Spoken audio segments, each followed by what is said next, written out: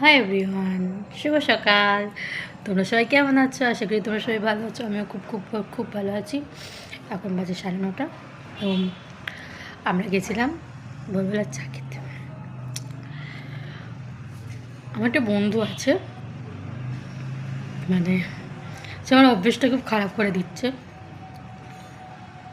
যেখানে যেতাম মেবি একা একাই যেতাম, সে এখন আমার সঙ্গ দিতে শুরু করেছে। তো যেখানে যাই দিয়ে আসে, নিয়ে আসে। আজকে ভোরবেলা চা খাতে নিয়ে গেছিলো। তো চা খাতে নিয়ে আমাকে আমার জন্য দুটো জিনিস নিয়েছি। আমি তো দেখে অবাক, মানে কেন এইসব। একটা চকলেট, যেটা আমি খাই খুব অল্প, খুব একটা পছন্দ করি না, কিন্তু ভালোবেসে এনেছে, আমি খাবো, এটা পুরোটাই খাবো। আর এই সুন্দর একটি গোলাপ ফুলের তোড়া।